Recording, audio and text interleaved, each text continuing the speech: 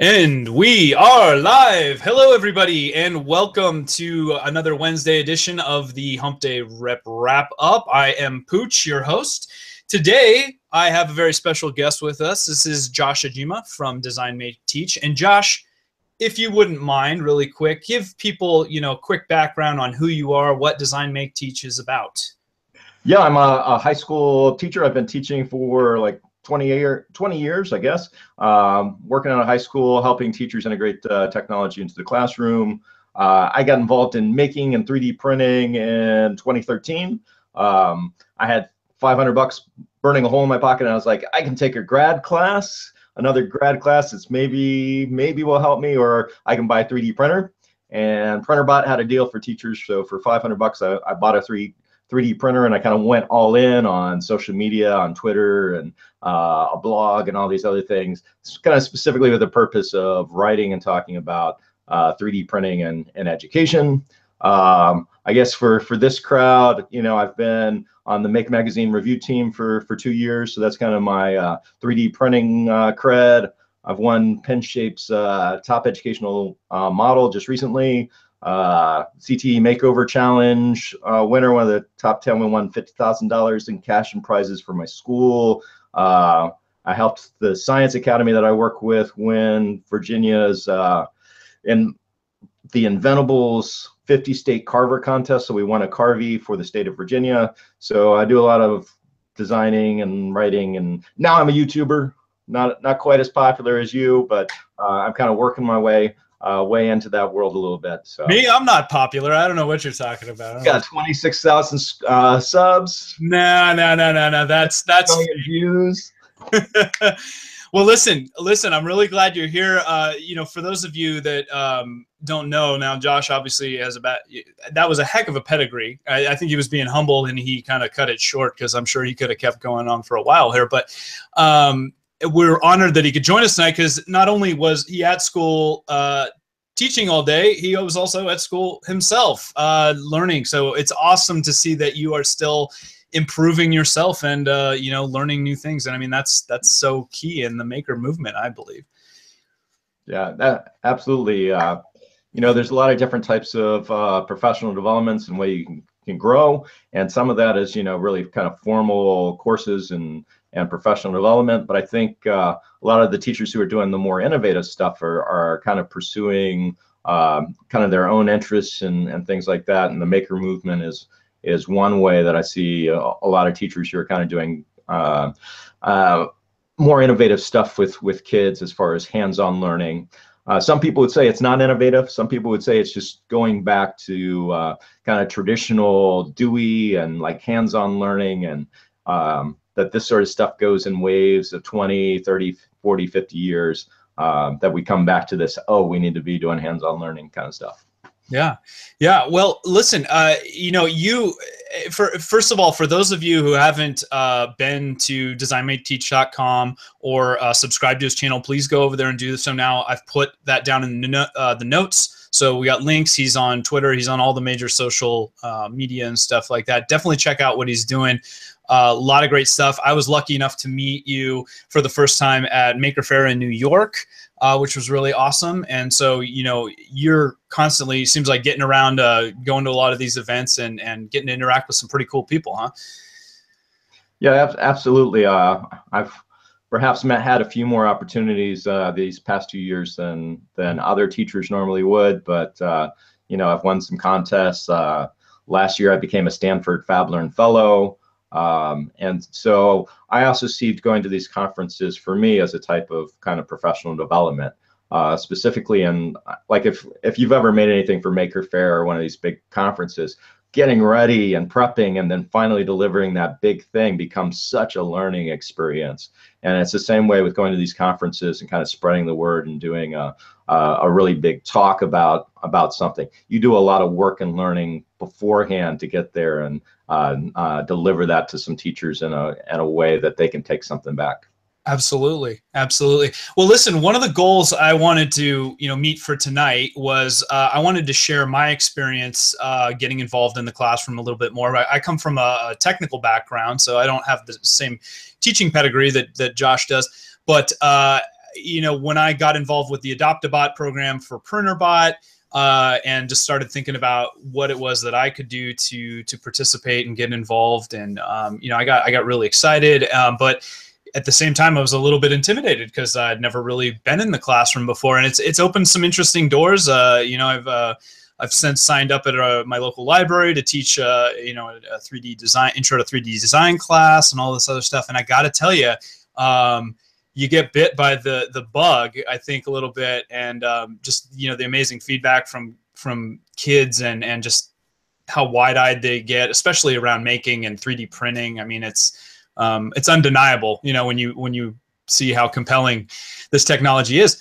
But so anyway, tonight I definitely want to go over my experience with that, and I think we'll get that in a minute. But what I was hoping to do with you, Josh, was since you come more from the teaching side of things, I think you offer a really great perspective in terms of what the teaching and education side feels like it would benefit from most when makers want to get involved more with schools and whatnot. And so I'd like to get into the weeds a little bit on that, if that makes sense. It sounds like a good game plan to you. Yeah, absolutely. Good. Maybe before we talk Adopt-A-Bot, I do want to get in. I had a couple questions for you around some of the projects you do now. I know that diversity in making is really an important initiative for you. You also have something called the ZeroThings Project that I think is just awesome, given the vast amount of models that are out on Thingiverse and whatnot, just for toys and playing with. But I was hoping maybe you could tell us a little bit more about what the ZeroThings Project was and what unique perspective you're bringing to making through that. Well, like I said, as in my job as an instructional facilitator, I work with all of the teachers in my building. And so when I started exploring maker spaces and digital fabrication, I was trying to think, how does this work in every classroom, right? Not just in a STEM classroom or CTE classroom. So CTE is career and tech ed, right? The old shop class, which is definitely expanded nowadays, and STEM is the science, technology, engineering, and math. I know most of you know those terms, but just in case. And so for me, I think making belongs in every single classroom, right? Every kid and every class needs to have that opportunity to think about, what do people in this subject area, what do they make? And that's kind of where Design, Make, Teach, my website came from. It's this idea that I actually have this. When I first started out, I wanted to think about how maker spaces and making worked in schools specifically, right? How do they work in classrooms?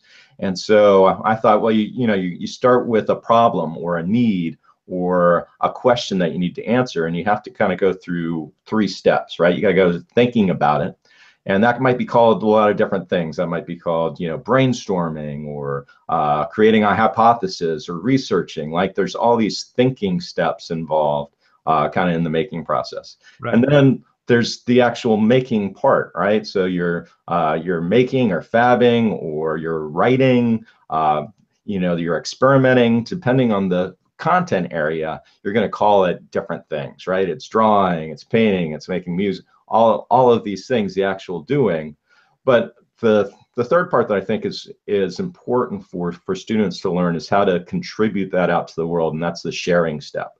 And so that's publishing, right? That's writing the paper. That's making the CD. That's marketing. That's creating the product out in the world. And so that's kind of my design and philosophy on how making should work in school, is sending those kids through those steps of thinking, making, and then sharing. I call it bits, atoms to waves, right? So you go through that kind of breaking down the design cycle into just really 3 elements. Right. And I think what happens is a lot of things that happen in the classroom just stay in that thinking step, right? You're just thinking about something, you're writing an essay, you're doing some brainstorming, but it doesn't go to a final product. And that's what's great about the maker movement and maker tools and 3D printers, is you actually can create the thing and then share the design files and explanations and things like that out.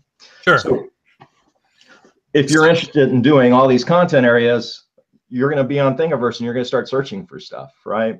And that might be like the first piece of advice that I give to makers that are really interested in going into schools is before you go in, ask the teacher, what are you guys studying? What are, you know, the week that I'm going to come in, I'm going to do a demo or help set up. Like, what are you doing? Are you doing the geography of our state? Are you doing, like in California, there's some weird mission project where every kid, fourth grader in the state has to do, make a 3D model of a mission house, or maybe they're studying atoms, viruses.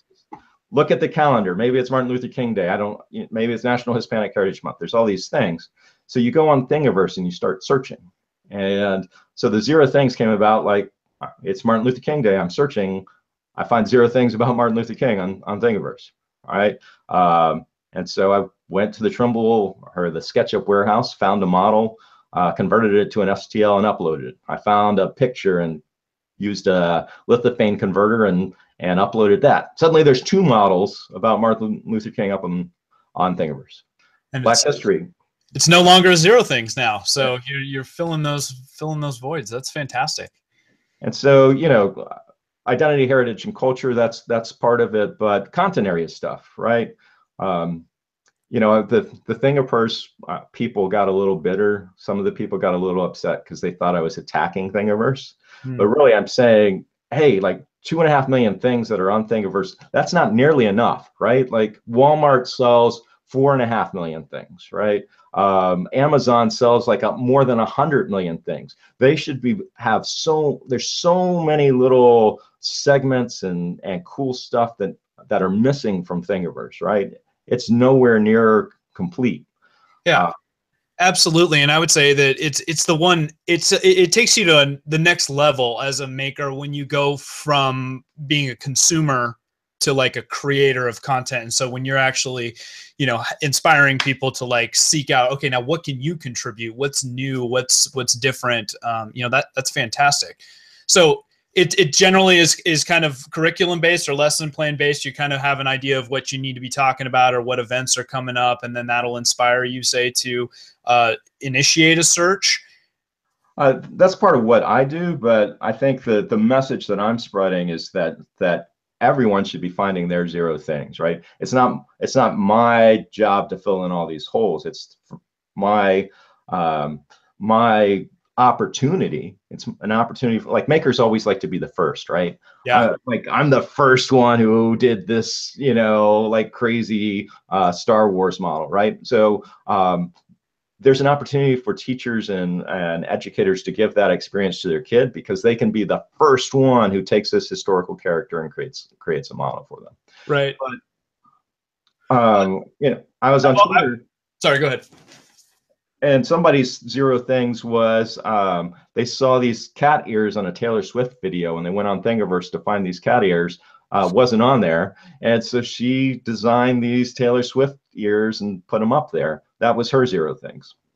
Perfect. To each their own. It's funny because I've always claimed that I say I'm a broad strokes maker, or I'm a on the shoulder of giants kind of maker. I'm a fan of remixing and all this stuff, but I don't spend nearly enough time you know, coming up with my own models all the time too. So, you know, it is a good message, and I think that it's really important, especially in an education environment where, you know, this can't just be about, hey, go to Thingiverse and download, you know, a fidget spinner and start printing. It's like, come on, we got to get involved with the process here. Like, if you're going to make something, like, you know, come up with something unique and creative. So be it cat ears or, you know, lenticulars or any of the other fantastic stuff that you guys have, I'm sure, created and will continue to create. So one other question I guess I just wanted to get into with you and your students and stuff. How do you explain, or what does it mean to be a maker to a student? Do you try to drive that, or do you try to get them to say, explain what being a maker is to them? Like, we have a maker club after school, and like one of the things that I'm finding is there's a small section of kids who take on making as an identity, right? So if we think of the Breakfast Club kind of identities of the jock and the geek and all of those things that are at play at high school. There's a small group of kids who take on that identity, making as an identity, right? And so those are your Rocket Club kids and your Robotics Club kids, and actually there's a lot in the Anime Club who do the cosplay and stuff like that. Like that's these kids you really see making as who they are. And that's one small fragment. And one thing I do want to say about that, right, is there's this idea that STEM and things like that aren't just for white guys, right?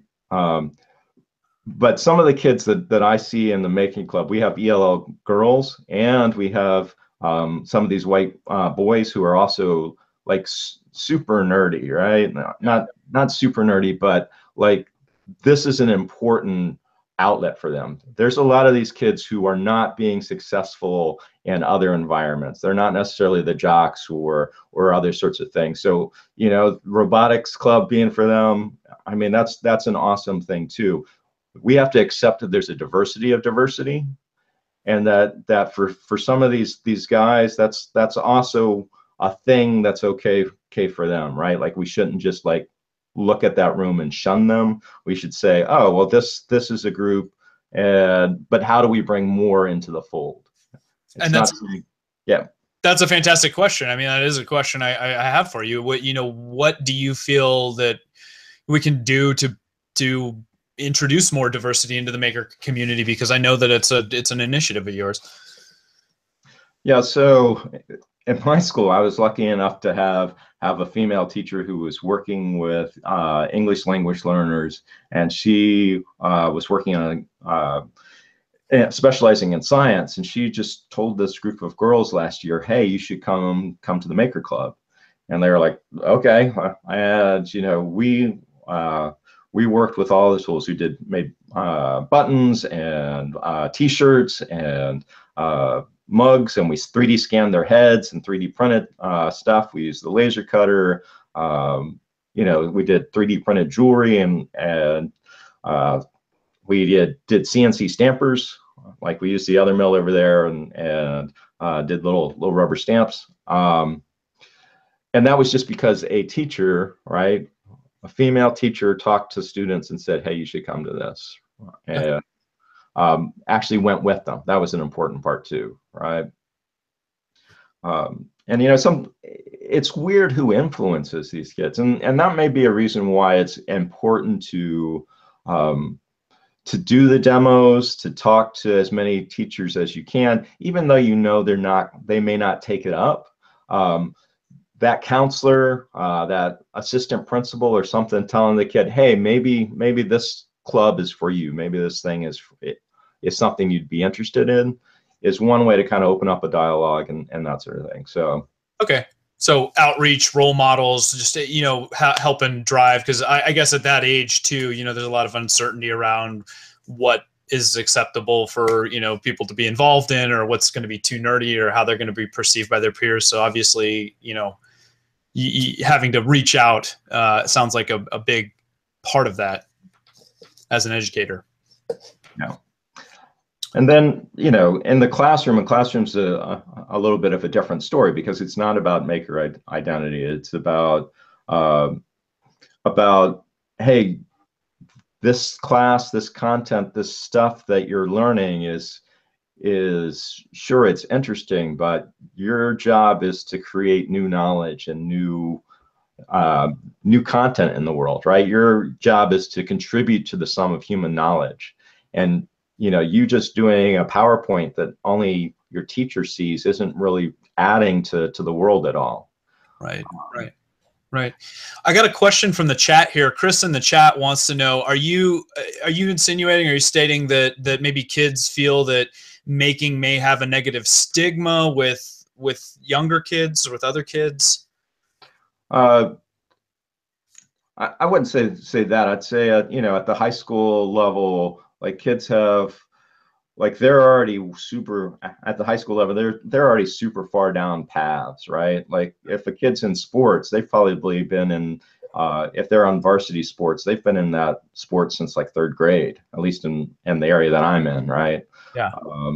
And so, you know, if they're in band, it's super hard to get them in the maker club because, you know, they got band practice every night, and then they're going on away trips. And so it's not that there's not that interest there or not that ability. It's just there's so many things competing for these kids' times that, you know, someone on the tweet was asking about junior high, and I think junior high is when kids are a little bit more open, like they're not as well formed, and there's maybe less competition for their interest and time. And so when I do STEM camps, middle school STEM camps, it's real cool to see how engaged those middle schoolers can get about the maker stuff.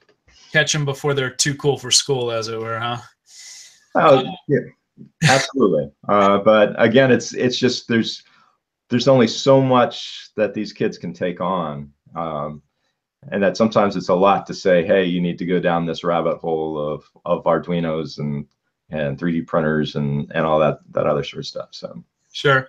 Well, that feeds in nicely to, you know, my first experience. You know, I mentioned earlier that you know, I was lucky enough. So a little bit of background. I want to talk about Adopt-A-Bot now, if we can switch gears. So Brooke Drum, CEO of PrintrBot, fantastic guy, just amazing person, epic beard, you know, the whole package. I was lucky enough to go down to Lincoln, to their headquarters, and meet him and help him kind of start up the organizational. Well, I don't want to overstate what I did. You know, this is all his idea, but when he was first getting started in the idea is what I'm saying. Like I was actually down there and I was helping him kind of part together a bunch of old beta units and product returns and just a plethora of parts and pieces that had been just sitting in the warehouse for a while. And he said, look, you know, this is such a waste letting it all sit here. Let's get these things together. Let's get them operational, but it's way more labor than I have capacity for. So if there's people in the community that are interested in getting involved, and, you know, I raise my hand, I say, hey, I'm pretty close to Lincoln. I'd be happy to come down and help out with that. And so I went down there and we put together a ton of kits, and they were everything from like some of their earliest, like some of these should have been museum pieces, man. I mean, these were like his original, you know, laser cut wood. You know, he was just giving away, clearing it out. Like it was like, you know, just get it to school. Let's get it. What's that? The 3D printer Wade's extruder. Yeah, that ones. It was all of it, man. It was amazing. And I was like, man, are you sure you don't want to keep some of this? Because like this really needs to go in the PrintrBot Hall of Fame someday. But he goes, no, let's get it. I'd rather it get used. And that's very much like the kind of person he is. You know, he's just like, he is really passionate about education. And I just really wish there were more people, you know, that their mind operated the way that his does. But we parted together a bunch of stuff. And I was lucky enough. I know I'm a special snowflake because, you know, everybody else only got one. But because I was down there helping out, he gave me 3 of the simple Pro rigs. Which is mechanically, like, this is one of like the top tier, you know, all steel, linear rail. I mean, it doesn't get much better than that. As far as you know, rep and 3D printers go. And, you know, the new extruder, the new UBIS 13 hot ends. I mean, he was just like, let's go. The hardest part though was, you know, matching up some of these things, because it was really fascinating seeing, you know, the iteration process, because there were like aluminum blocks from like the first version and then the second version that, you know, they would kind of tweak here and there that didn't really affect the printing, but affected like the process for actually going into production and stuff like that. And so, you know, getting all those parts matched up took a lot of time, but we did it.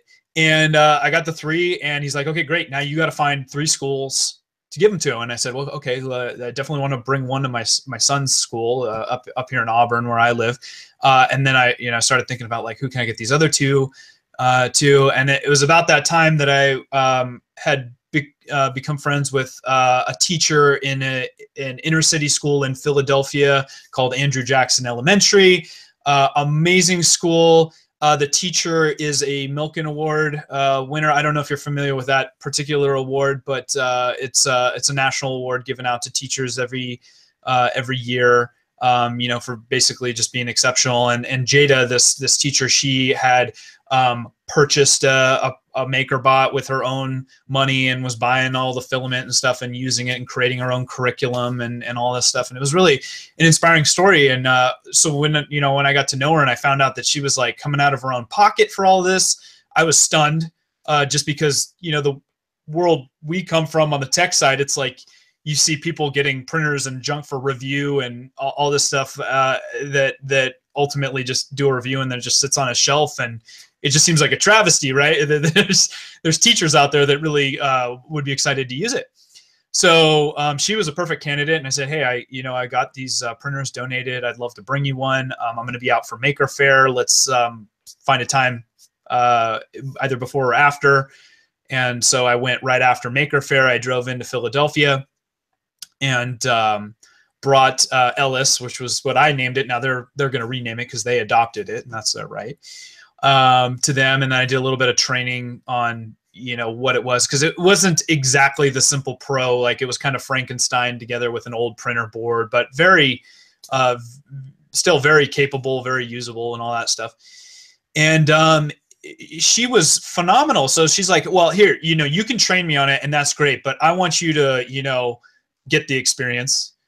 So she basically throws me into the fire, you know, like, I met her for her prep period, and then the rest of the day she's like, okay, we're going to have this class next, and you're going to tell them, you know, what the difference is between a printer like, you know, this PrintrBot here and say like the MakerBot that we already have, or, you know, talk about rep. So she was basically just kind of cueing me, and I was doing the best I could to key off of it. And at first it seemed like it was a little intimidating, but it flowed well, and I think I handled myself well. But it was really addicting, I got to say, like to see how excited, you know, the kids were. And now this is a 5th grade class too, so this is a little bit younger than you're dealing with, but still at what I would consider to be a pretty sweet age, where they had just enough attention span and interest, and we kind of broke into small groups, and their classroom organization was, you know, really interesting to me, because they were kind of grouped into like little tables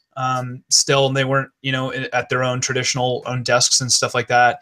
And then we'd stop and she'd show a video on, you know, 3D printing as it relates to like biotech, and 3D printing as it relates to something else. And it was a really neat collaborative experience. I don't know that it would be typical for a lot of makers, you know, to experience it in this fashion. I like to think that it was probably pretty exceptional, but I don't have any basis of comparison currently. So I will say it's definitely fueled my fire and got me excited to go back and get more involved and, you know, drive forward even in further with these other 2 that I'm building.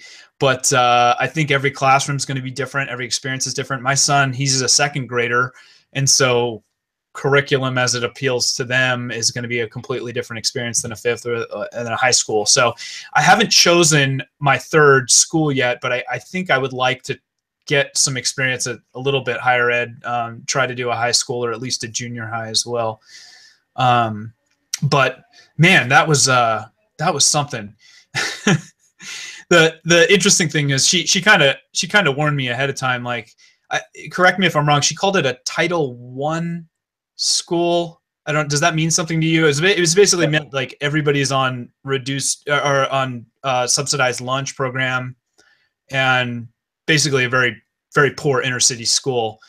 It wasn't like metal detectors and, you know, crazy stuff like that, thankfully, but you know, you could tell. But it was a very diverse population. I think they said they had like kids from 50 something different cultures there.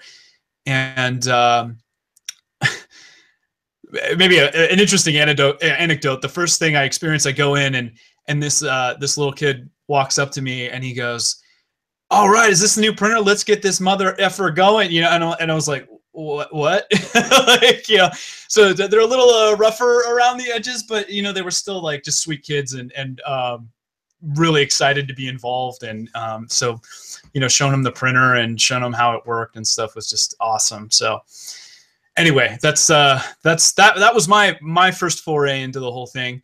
I've definitely got some questions for you though around it. Well, I got some questions for you. Okay, why don't you go? I want to frame this a little bit. First of all, I want to say thank you, right? Like the question is, how does making scale up? Like, how do you reach lots and lots of kids? And it takes people like you who are willing to invest some time and energy into that. And like 3D printer companies on their own, tech companies on their own can't have enough people on the ground to scale up the way that we want to see these things scale up. And so having you go in and volunteer, that's awesome. So thank you from the education community for that. So was this a public or a private high school? It was public, yeah. And so I think one of the things that I've seen is like the private schools have kind of the private independent schools have kind of led the way a little bit because they have a little bit more flexibility. And so like the first schools that were in the maker movement are kind of the were a lot of these private independent schools who are able to experiment and explore a little bit. Kind of what we're seeing now is scaling up for public schools, where libraries are super interested in kind of repurposing what they're doing, STEM and things like that. And so that's the big explosion I think that we're seeing now, and that's why there's a great opportunity for all these makers out here with 3D printers to jump on this process, because I think there in the school library journals there's stuff about making and maker spaces. Just in this past year it's been really hot, and so I think there's some great synergy just timing wise for this Adopt-A-Bot thing to happen. Yeah, absolutely. And listen, before, let me just jump in really quick. For those of you who aren't familiar with the acronym STEM, many of you probably are, but that's science, technology, education, math. That's a really hot term, and sometimes you'll hear it STEAM as well, because art didn't want to get left behind, and so they'll throw the A in there as well. But that's what that's all about, if you were wondering. Yep. So, like, how did you feel? Like, how did this experience kind of match your expectations? What did you think was going to happen going in, and then like, well, what actually did happen? Yeah. Well, it didn't match my expectations at all. I was just thinking I was going to be there as an observer, and I wasn't fully prepared to be thrown into the fire. But because this teacher Jada integrated me that way, it just made it that much more special for me, and compelling. And I think were it not for that, I wouldn't say that I wouldn't continue to do it, but I don't think it would have gotten me as fired up and excited to keep being involved and stuff. So it was really awesome that she was able to kind of share that passion and experience with me. And the kids were Mr. Buccinelli, like that was weird too. I'm not used to being called Mr. Buccinelli, but they'd be asking me questions, and they'd be like, what do you, and really good questions too, which was I think I didn't give these students nearly enough credit in terms of what they were thinking about, and what kind of experience they had. One of the questions that jumped out at me that I thought was just a fantastic question was, what do you do when something you're printing fails, and how often do prints fail? And I said, prints fail, especially when you're getting started, more often than they succeed, and that's a key part of that learning process. And I just love that question, because it's so much of what being a maker is about to me. It's the iteration process, and that's where all the learning, learning by doing, and that kind of stuff lies. So I thought it was really awesome that we got to talk about some of that stuff, and man, it was great. It really exceeded my expectations, though. And so I think that's something I want to point out to people as far as the benefits for them. It's not just the students, but it's, you're going to get a good feeling coming in and seeing what's actually happening in schools. So a lot of people have unrealistic ideas about what's happening in education in schools. And when you get in there and see what's happening, people like their local schools. They like the schools that they're involved in and are part of. And when people are like, oh, education, something's wrong with it, they're always talking about some school far away that they've never been to. Right. But once you get in there and you talk to the kids and you feel what's happening, that's that's when you really want to participate and get in and get involved. So I will say that it was way more organic than I was expecting. It was really nice to see that you know, it wasn't the experience I remember from school at all, where, you know, everybody's in their desk and you're facing forward and listening to the teacher.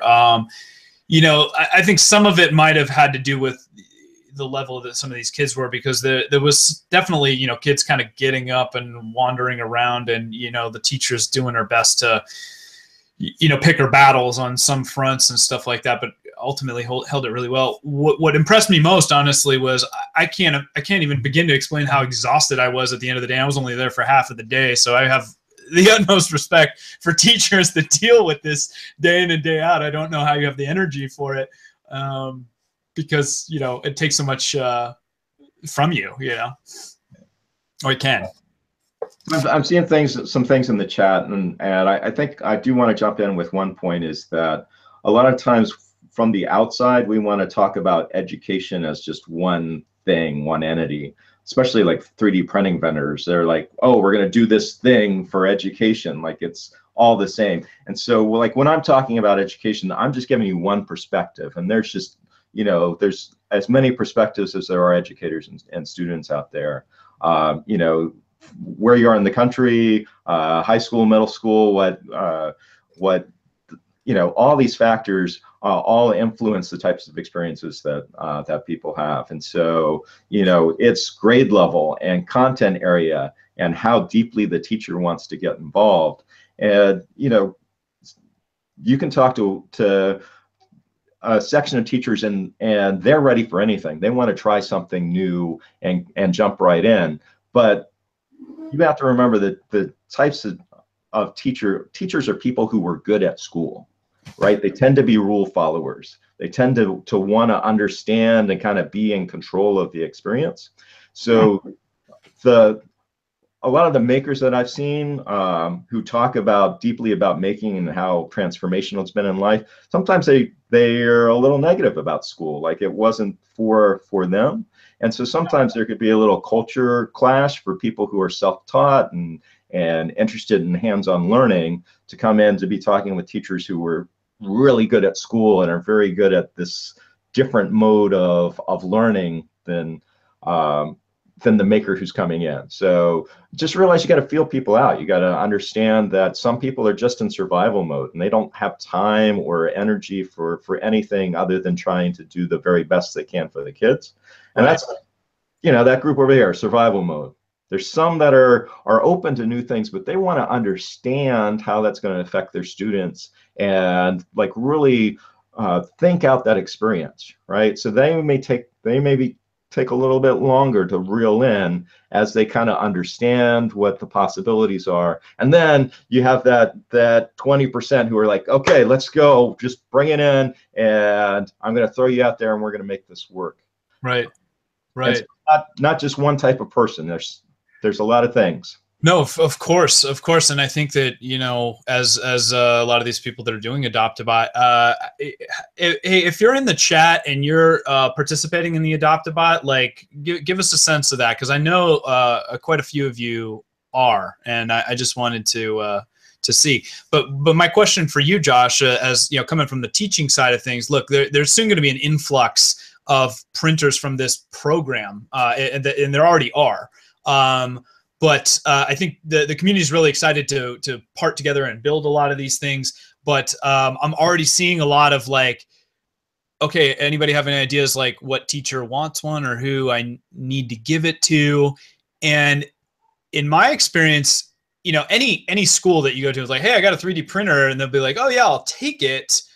But where it's going to be most beneficial and what schools and what teachers are going to be utilizing it well or at all, because I think a lot of them will think they will, but then are too caught up in what you were talking about where they're just in survival mode. You know, how do these makers get matched up with some good teachers, you know, so that this experience is marketed as a positive thing and can continue to grow? I think that's going to be key for the success of it. Yeah, I mean, Maker fairs have been, I think, a great way to kind of find some folks. Maker spaces, like if that teacher comes in the door to the maker space and starts asking questions, that's somebody who's been willing to get out of their building, go research, find somebody. And so if an educator shows up at your maker event, if you have a formal maker space or maker fair or something like that, or your 3D printer meetup, that's the person you want to get a card from, because they already got up, right? They already put some time and energy. They're already thinking along that path, and that's kind of a good sign, right? Naturally, there are some classes that are a little bit more hands-on, like the CTE classes, career and tech ed. Most middle schools have a career and tech ed program, and so like if you're on the PTA, right, or involved in the parent-teacher organization, sometimes you can talk with that group and kind of figure out which of the teachers is kind of a little bit of the go-getters, who's been asking for funds for kind of, oh, this guy ordered some robotics stuff and we gave them a grant for $200 and they did little bits or cubelets or something like that, and now they want a 3D printer, right? Right. So PTAs, talking to the admins, that's one way. CTE teachers, science teachers for science fair, that's another way. After school clubs. You mentioned robotics club. You're part of a robotics club, or you have a robotics club? We in the Science Academy, we have our first robotics club. So they do the big, huge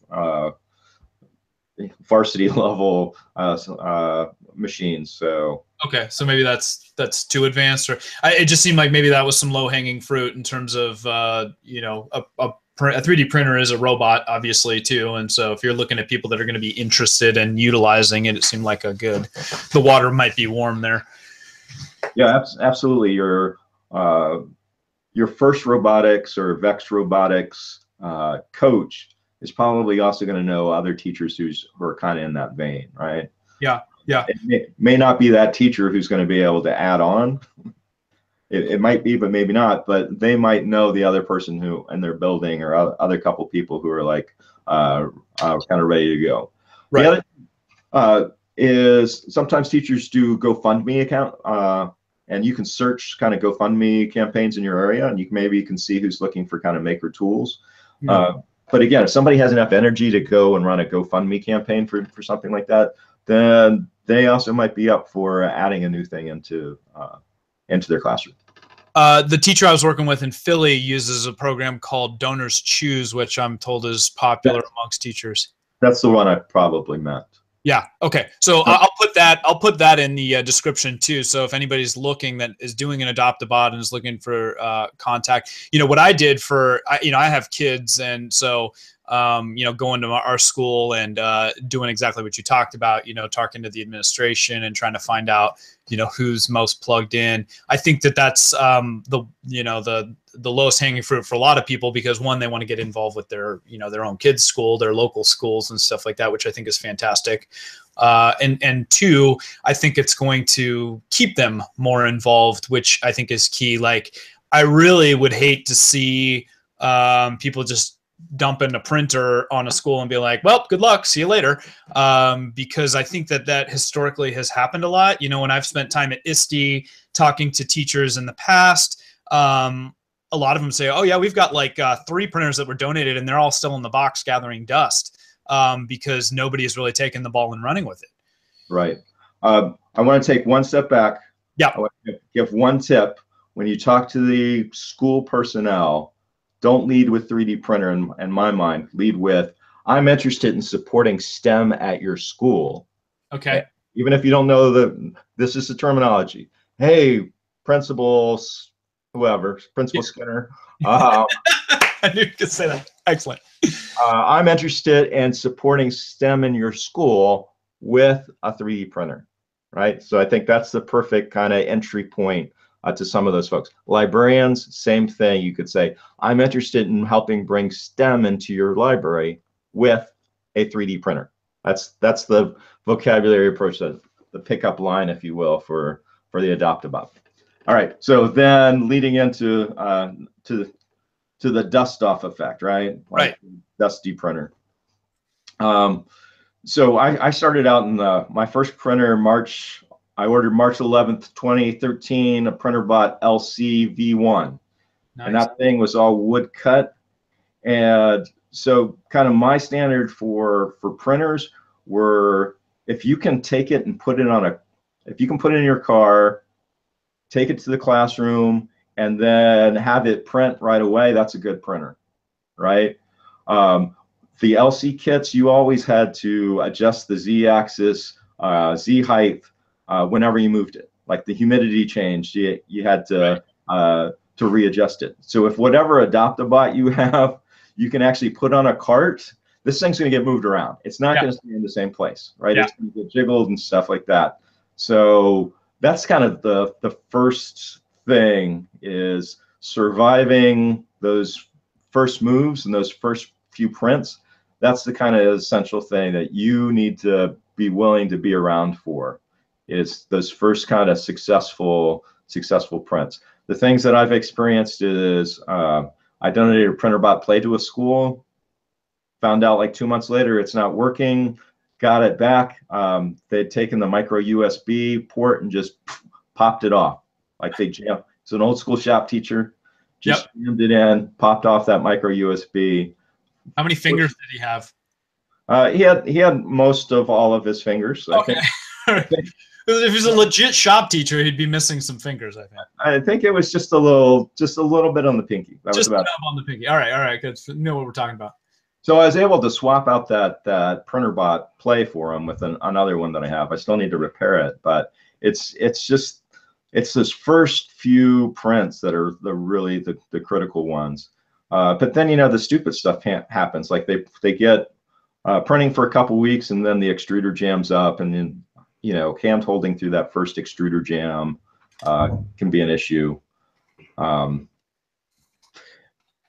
so, you know, I think it's like the Philly thing is great, but providing tech support for these things on the phone, I've never been successful providing good tech support for a 3D printer on the phone, right? Because you know it's probably the one thing, but there's 5 other things that it might be.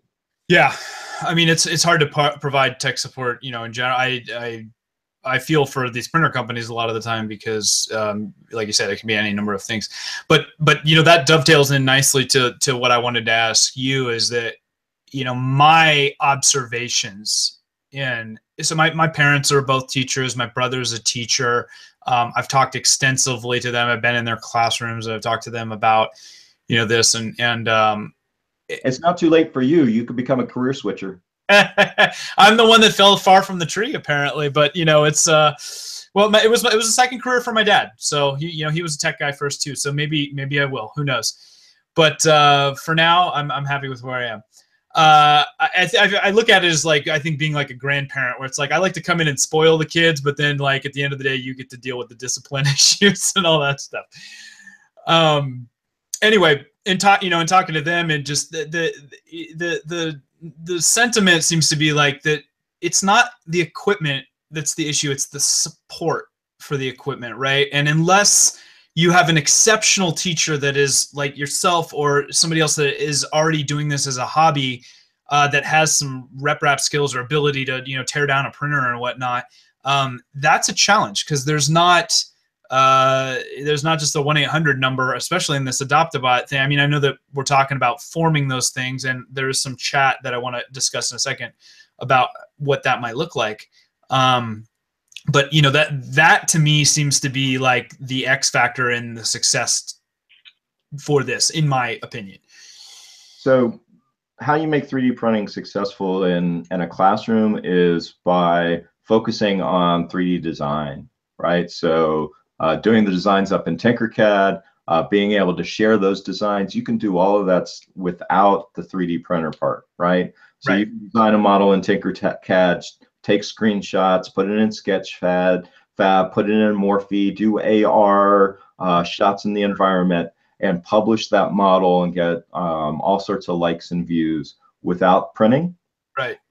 And so thinking about the design side and the sharing side, and then, you know, if the printer does fail, that teacher's lesson plan hasn't been blown up. Right. Right. Good point. Personally for me, I think to be really successful in a classroom, you need like 3 or 4 printers going in parallel.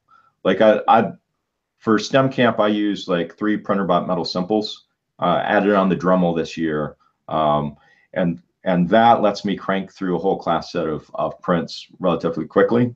One printer is never going to give you a model per kid in like a reasonable time span for a novice user. Right.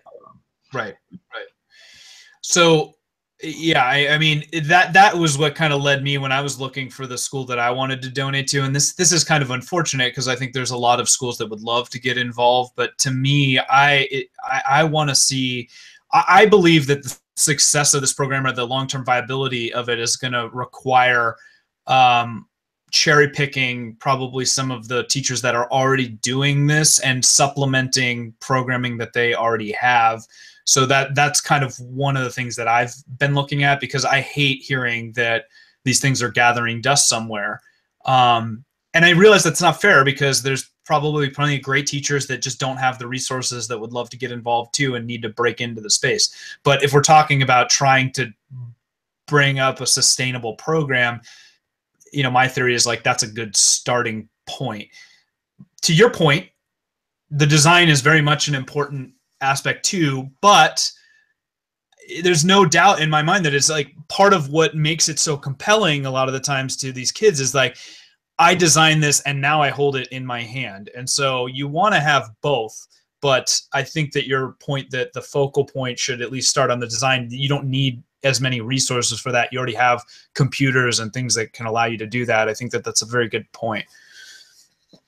Yeah, you don't ever want to have a teacher invest in a lesson plan and then burn them by not having that printer work and causing the whole thing to get torpedoed. That's why I'm saying that as an out, even if the printer doesn't work, you can still share it and do virtual stuff without it.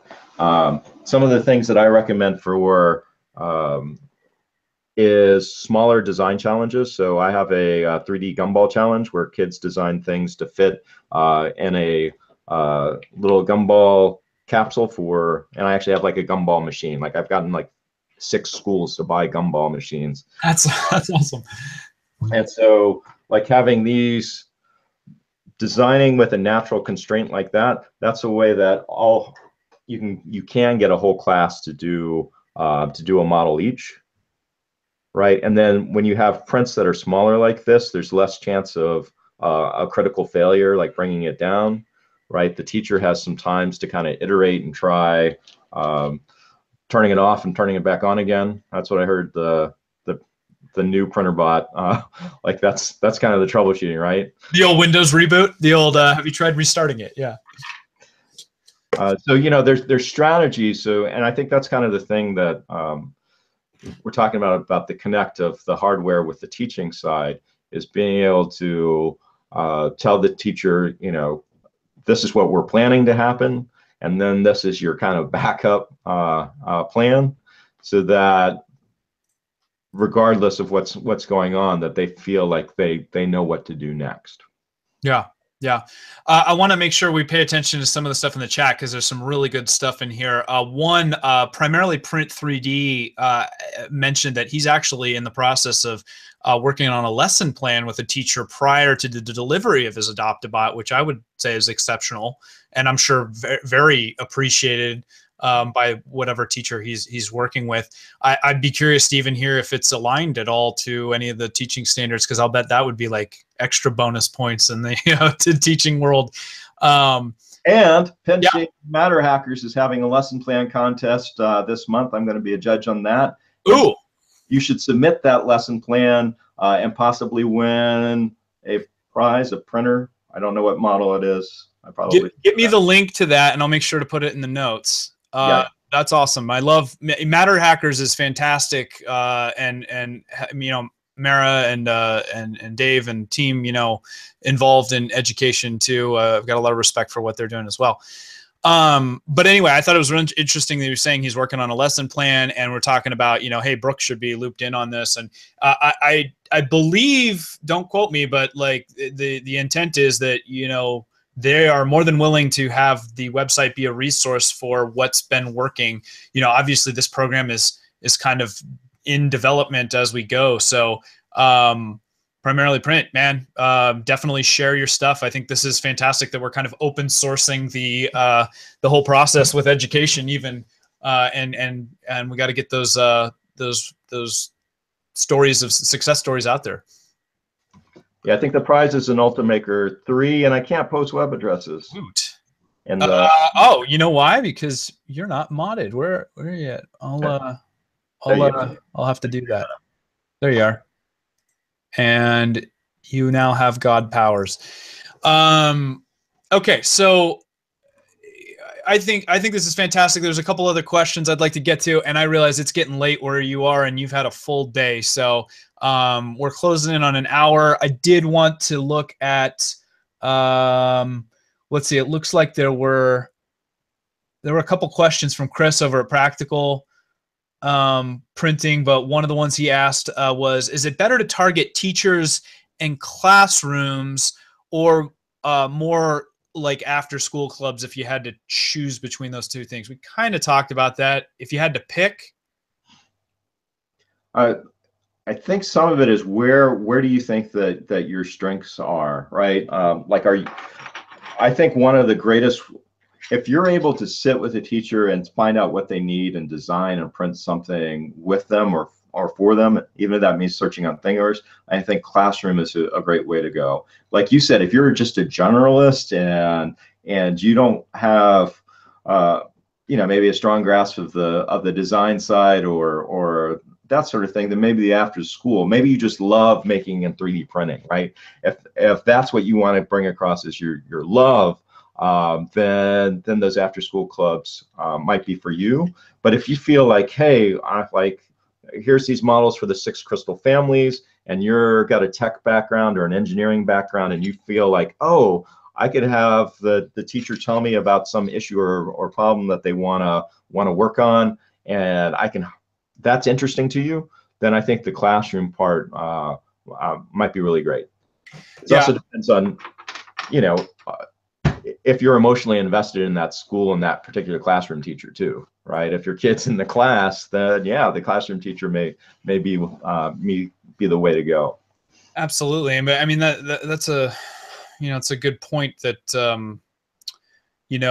the delivery of the printer or the building of the printer, hopefully is going to be such a small part of the overall process that really, I would hope that more makers can get involved both ahead of time in talking about what's going to be most helpful to a school or a district or a individual teacher's class, and really have some staying power and stick around to support it, and help come up with ideas and get involved, because that's the really most rewarding part of it, in my opinion. But I think everybody's different, and Brooke's whole thing is everybody's got different strengths. So if there's people that just don't want to be involved with the kids but have great building skills, he's trying to create a seat on the bus for everybody, and I think that that's a really good model for this whole thing. So he's been great in organizing a lot of that piece.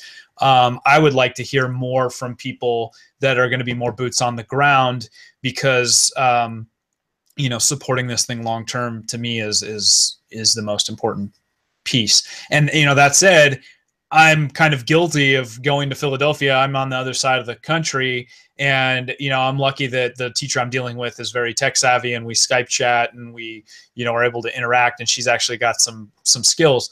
But there could be a good opportunity even here to partner with somebody. Like, I've been looking at the local maker spaces that are out there, so that I can try, if and when, it's not a matter of if, it's when this thing's going to break and need some serious work, I can direct her to a resource, or have somebody go over to the school and actually help her go pick it up and fix it and bring it back, or that kind of thing. So, thinking about those pieces, I think, is really important as well. Yeah. And so, just kind of tough talk a little bit. Sometimes the rep folks can be super into assembling and putting together and the nuts and bolts of the thing. And sometimes teachers just want to have a machine that prints, right? And so, sometimes that means looking at the printers that are a little bit more plug and play, even though we may not be happy with the print quality that they generate. Sometimes there are machines that just are a little bit more kind of easy to use, and like that. There's nothing wrong with that too. I think what tends to happen is you're going to see the Adopt-A-Bot. The lifespan of that might be 6 months, 9 months, a year, 2 years. But if that is successful, if that grows from that little seed, right, then they're going to be looking for that next printer. And so that might be part of the growth plan. Is yes, there's an Adopt-A-Bot, but that's a step towards getting 3 or 4 printers for the school. Kind of growing that. Not every one of them has to be a home built, like sourced from Alibaba 3D printer. Like it's okay for them to start raising funds and thinking about buying more commercial printers too. Yeah, and the technology is changing rapidly, and what I think we're hesitant to use the term plug and play because it's still relatively bleeding edge, but the reliability around the printers today versus a year ago versus 2 years ago has changed pretty dramatically. And I know with schools and stuff, a lot of times there is more of a mentality of, you get what you pay for. Like they don't have the time and energy and resources to deal with things that break down. So one of the questions I had for you was, is there really a place for rep rap in schools and more like outside of the robotics club or someplace where like the kids are actually tinkering with the machine and, where you need the machine to work? I got to imagine that's got to make a lot of schools a little bit nervous about wanting to take that on. Yeah, I mean, that's tough because I don't want to speak for other schools because schools are in a lot of different places and things. But for me, like when we bought 3D printers, 3D printer kits, we thought that we could have 12 kids working on a kit. And that was the biggest mistake we ever made because that's just too many hands. So to be able to even work in a club assembling and kind of making stuff, you have to have a small group size for that to have students contribute meaningfully to the build. Yeah. But one of the things that I've been playing with is taking the PrintrBot Smalls kit and just using the board attached to the motors to talk about, like, it's more like an Arduino servo kind of thing. Yeah. And I think having an assembled working bot, but then also having the parts to play with are good for some sorts of classes, or clubs who are willing to kind of dive deep. But, like I was saying, education isn't one big thing. There's people who just want to go on Thingiverse, print the model out, and then have it work. There's some folks who are willing to kind of do the design side and modeling side, and then there's some who want to dive deep into tearing it apart and back up again. Yeah. Like you see that, like the jelly box, that excitement about finding something that's instructional that you can kind of take apart and put back together. Right. Right. That was the problem with those old laser cut kits, right? As the kids would put them together, but they'd like grind away the wood so that you couldn't ever take it apart or back together again. You had to kind of glue it and clamp it and kind of hope that it would stay together. Right. Well, it'll be interesting. I mean, I guess one of the things that's compelling about those Smalls kits is that it can be done. I mean, the reason that Brooke, focused on that is that, it can be done inexpensively. And, when you start seeing and talking about like one-to-one initiatives and stuff, like we might not be there quite yet, but, with the right teacher at the right grade level, that could be a really cool project, even if you get, and I like what you're talking about too, like, because I've definitely shown the board and just played around, attach it to Pronterface or any of the other things, and just watching them move and start to introduce the idea of what the motherboard does and how it controls the motors and ultimately makes the printer work. So I think there's a lot of promise, and I think there's a lot of different ways that this thing can go. I really would like to see it succeed on some level where we're still talking about this in a couple years, because you know, it's obviously it's an industry we're both passionate about. A lot of people are passionate about it. It's a growth space. The term 3D printing is just sexy. Everybody loves it. Schools want to say that they're doing it and involved with it. And so, you know, programs like this, whether it's Adopt-A-Bot or other things, you know, I think that it's going to be good for everyone. I would say, like, and I think I got this I probably stole this from Brooke, but, you know, it's like the rising tide lifts all boats. We need to look at this as an opportunity to grow our space and really bring some cool new cutting edge tech to the future of America. So it's exciting to hear that there's teachers like you out there that are doing this, that are excited.